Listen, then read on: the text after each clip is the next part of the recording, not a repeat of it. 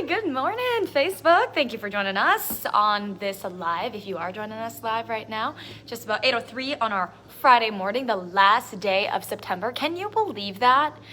I don't even remember September. And there are some people on here or who might be listening maybe later in the day who are like, you literally say this at the end of every single month, because I really always do. I'm like, where did this month go?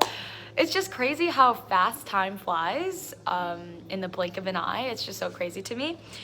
So before we get started, wanted to let you know, as we head into the new month, seems like our temperatures are going to be a-okay, actually. We've had a pretty nice transition into fall. Lydia and Lisa were talking this morning and they said it perfectly. It's not like a slap to the face right away when it's, you were hit with negative wind chills and things like that. It's just kind of a nice, very gradual, slow transition into fall, I feel like, that we've been seeing, which I am totally here for. So pretty nice weather, especially this weekend. We'll talk about all the weekend activities happening in their area, but shaping up to be pretty nice weather. Lydia was kind of putting an emphasis on maybe bringing some sort of an umbrella or maybe a rain jacket just because of those spotty showers that might roll through, but nothing super widespread. So that's the good news there for your weekend activities. Okay, we'll get to that in a second, but of course, before we get started, wanted to let you guys know you can always watch this and listen to this on your own time by going on our InForum YouTube channel. Super exciting. You can also find this on your favorite podcast platform, and you can go on inforum.com/podcast and click on the InForum Minute to find these as well. Okay, so now let's get to your weekend activities. We know today downtown Fargo is going to be painted in that green and gold for NDSU's annual homecoming parade. They're going to be marching through the downtown streets this afternoon. So the parade is starting at around 5:30 this afternoon. And then, of course, the Gold Star Marching Band will be there, as well as other campus-related floats to get you fired up for the big homecoming game, which is tomorrow against the Youngstown State Penguins. So that parade is going to start right on NP Avenue, go up Broadway, and along 4th Avenue North, right by the Fargo Theater. You guys know what I'm talking about. And then it's going to turn left from there. Now, because of that, Fargo police are asking you to not park on Broadway from NP to 4th Avenue North, along with 4th Avenue North from Broadway to 7th Street North. So those parking restrictions will be in place today from 2 to 7. So just a reminder for those of you who might live downtown or commute downtown, just a reminder for you. UND fans, where are you at? You will also, of course, be getting pumped up for your homecoming game tomorrow morning. So UND's homecoming parade will go down University Avenue through campus, and that's going to start at 9 tomorrow morning. So early morning, UND police are telling us that drivers will not be allowed to go from Stanford Road to North 25th Street, along with Columbia Road from 2nd Avenue North to University Avenue, starting at 8:45 tomorrow morning, just about 15 minutes before the actual parade. But those roads are expected to open back up at about 10:15, which is when I'm assuming that parade will be over in time for the game. So wanted to let you guys know about that. This one I'm really excited to share with you. So if you caught Verse News today, you probably saw our exclusive story that we had with Food Network star Molly Yeh, and the story was all about us giving you this little sneak peek, exclusive look at what Bernie's in East Grand Forks will look like. Now, if you're not entirely familiar with this, it's totally okay. That's what I'm here for. Molly Yeh has been on Food Network. She's a rising star, and she's really well known for the foods that she makes, and we got to kind of look at the restaurant that she decided to open in East Grand, and her, of course, being from that area, it was really cool to see all the Midwestern ties that she decided to keep in her restaurant. And it's very much like a home type setting. There are lots of different places that you can lounge at. I remember I was like, you guys have a couch in here? Like, what is this for? She was like, I want everyone to feel like they can come here and just hang out. Maybe some UND students, they can come out here and do their homework if they want. It was really, really cool to just see the place and try out some of her dishes. So that was an exclusive story that we aired on First News this morning. But you can also catch it if you didn't get the chance to watch it. Turn on your TVs to WDAY at 11, because we will be showing that exclusive look once again during the 11 o'clock newscast with Becky Parker and Dylan Vogt.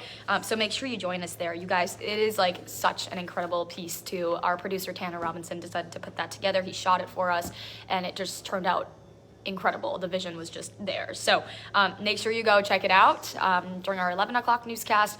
Lots of delicious food items that you can start thinking about and maybe your mouth will start watering too. So with that though, I wanted to let you guys know Bernie's is going to be officially open tomorrow morning at 8, but it's only for breakfast and lunch.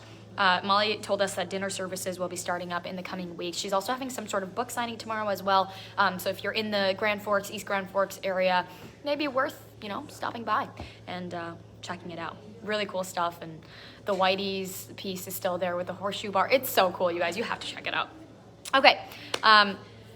Okay, more construction work to talk about, especially if you maybe drive near the popular Moorhead Golf Course. You're going to want to be careful going here because some lanes on 34th Street South between 4th and 5th Streets, or 5th Avenue South, will be closed for a project. So it's right by the Meadows Golf Course, and city workers say that this will only affect traffic going south. That project, which involves a leveling work, is only expected to last 1 day, so very short project. We also know that another locally based power crew is heading to Florida to help with getting the lights turned back on in the state. As you know, Hurricane Ian passed through and made landfall as a Category 4. Well, then it got downgraded and it now got upgraded once again to a Category 1. But, we're talking about that all week on First News. But we do know that Moorhead Public Service has a crew of men heading out to Florida to help those people get power turned back on. Because as we've reported for you yesterday, more than 2 million homes and businesses there are without power right now. And still, that is the case this morning.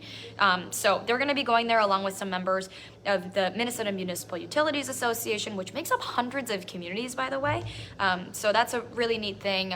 Local crew going out to Florida to help everyone there affected by Hurricane Ian.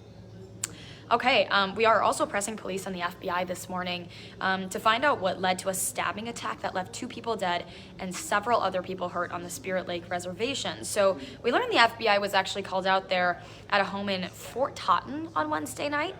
Federal agents found multiple victims. 2 of them were dead when they got there. So we're working to learn how many victims were actually involved, as well as how they're doing this morning.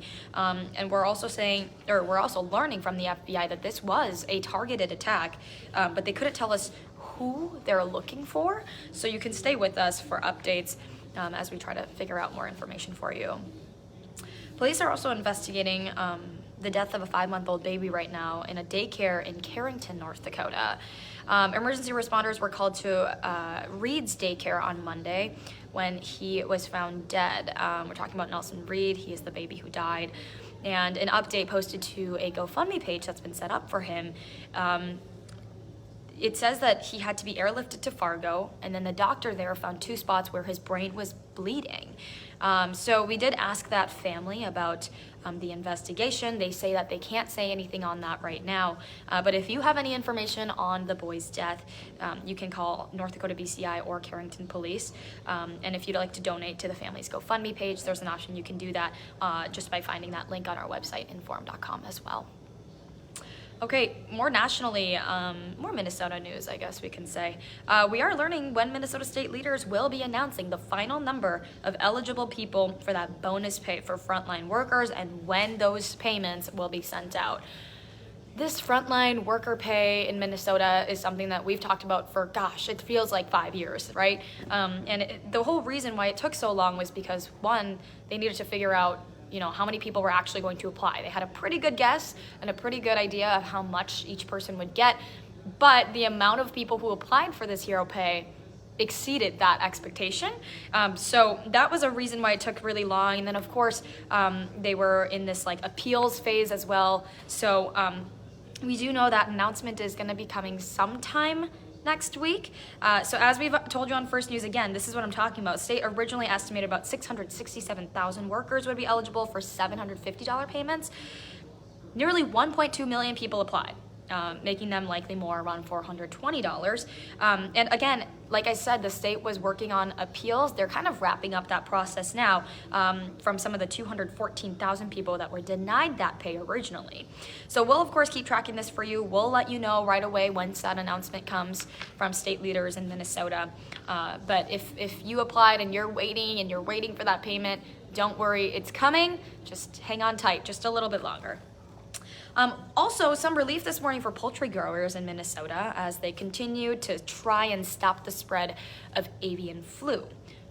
So Governor Tim Walz has actually now signed an emergency order, which basically means it'll provide relief on certain regulations for drivers transporting emergency equipment and supplies to help limit the spread of that disease. Now, the order is pretty similar to the ones that were passed earlier this year, and this all comes, as we told you yesterday on First News, more than 3.5 million birds have now been infected in that state in 72 commercial flocks. All right, Hot Mic with Dom Izzo, 9 to 11, WDAY Extra, InForum.com. You already know what Dom is going to be talking about. It's games of the week here on WDAY Extra and InForum.com. And then, of course, big weekend for UND football, NDSU football, as I just told you about with the homecoming parades and things like that. So, big weekend when it comes to homecoming for both schools. I'm sure Dom will be talking a lot about that. So make sure you go join him on his show. Again, that's 9 to 11, WDAY Extra, InForum.com. Also on InForum.com, I wanted to share this story with you. It's by our very own Sam Getzinger, and if you didn't catch the story yesterday, it's still on InForum, so make sure you go check it out. But of course, Hurricane Ian has been, the top headline for days now, right? And I'm sure you guys know it just by scrolling through your Twitter feeds and social media pages. But Hurricane Ian is something that we're really closely keeping an eye on, just like many of you guys probably are home. And this is the headline. It's couple from Fargo share experience of Hurricane Ian. Sam Getzinger did such a great job on this story, and it's on InForum.com. It's there for you to check it out. Really interesting stuff. So, make sure you go check that out on InForum.com. Okay, also don't forget, before we wrap this up, for 99 cents a month for your first 3 months, you can get an all-access pass to InForum.com. Here's how you do it. Go on InForum.com/subscribe. And that's how it is. That's how easy it is. All right, everybody, that is your Friday. Don't forget, we got our 11 o'clock newscast coming up here in just less than 3 hours, where you can watch our exclusive sneak peek of Bernie's in East Grand Forks, Molly's restaurant, super cool stuff. And then our coverage continues with our 4, 5, 6, 9, and 10 o'clock newscasts as well. So make sure you go join our crew. First News Saturday and Sunday, that's also here for you to watch as you start off your weekend, or maybe you're getting up early for the games. Make sure you tune in. We'll have First News Saturday from 7 to 8:30. First News Sunday, I will be actually filling in for that show from 7 to 8. So make sure you come join us, and then we'll be back on Monday from 5 to 7. All right, everybody, have a great weekend. We'll see you back here Monday morning.